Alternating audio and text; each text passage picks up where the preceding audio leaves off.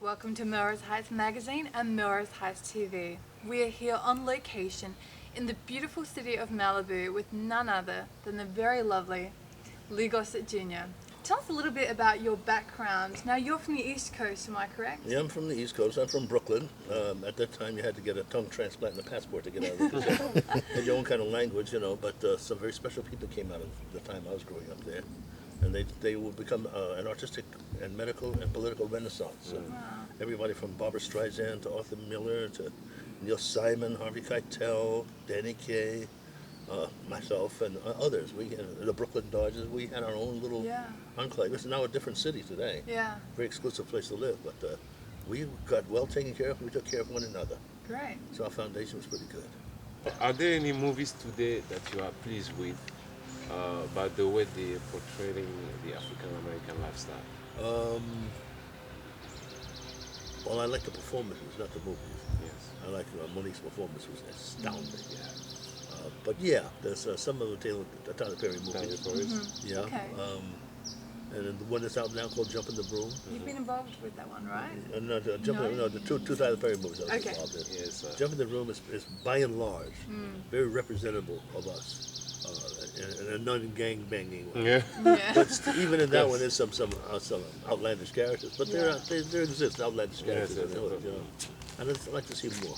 Yeah. Yes. Are you concerned that, in fact, that there is not enough African Americans project in Hollywood, or Absolutely. actors or directors? There's enough actors, especially female actors, but there are enough actors. My concern, Yes. and it's being addressed now by the NAACP and the President's Council, they came to talk to some of the studio heads. You have 100 television series, and you have 200 or 300 movies. Not one of those movies has an African American lead. Yes. Right, exactly. Maybe they share. And I didn't never have one either. Yeah. But when our children watch those screens, they enjoy the movies, because they're entertaining. But something else works on their head. They say, well, then guess we're not going to be. Nothing's going to be on our shoulders. We're not going to be important enough. So they settle or fight against that second class citizenship. And that screen, like Yeah. Marshall McLuhan says, is the message, is extremely strong. So that they have to put those programming in what I call a Cuisinart. Yes. So let the best have their own series and let the stories go that way. And then they go a little further and they do stories of which African Americans or Indians or Asians have an integral part and they're not in the movie. Yes. Like Yeah. Patton, for example, and others Yeah. about the wars. Those need to be corrected. How do you correct them? You get somebody who is not white being at the table with the policy. Policy making. Yes. Then you'll get an equal distribution, like sports or music. And then because that's the next step, policy making positions. Then we'll have our own, but part of the mix. Yes, but even though, because I still don't understand, because a great country like United States, who still have, influence, over the world, how come, they still, the country, still struggling with It's this generational. comparison? It's generational on both sides. So even though a free-thinking African American will still have something in him that he's calling up. He's surviving the struggle, he calls it. Yes. He's got to go against all odds.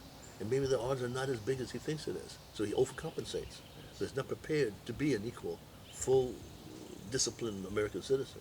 On the other side, for generations from before slavery, there's an arrogance. Yes. And they don't want to lose anything because they like their lifestyle. And what they see, they buy into. Their parents tell them, you're special. Yes. So when they're Yes. into a minority, they don't even know, even some of my friends, Yes. they don't even know that they're doing something that's prejudicial and injurious, Yes. especially to children.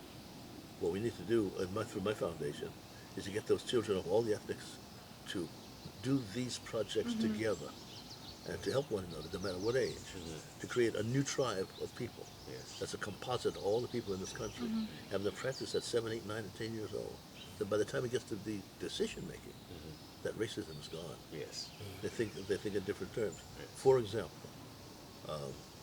when we say one country, indivisible, there should be no person who has so much money that he doesn't want to give it away, so somebody who doesn't have money can call the doctor and take care of themselves.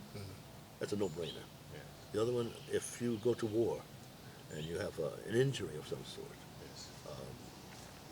your life should be taken care of. Yes. So everybody should have that education. Yes.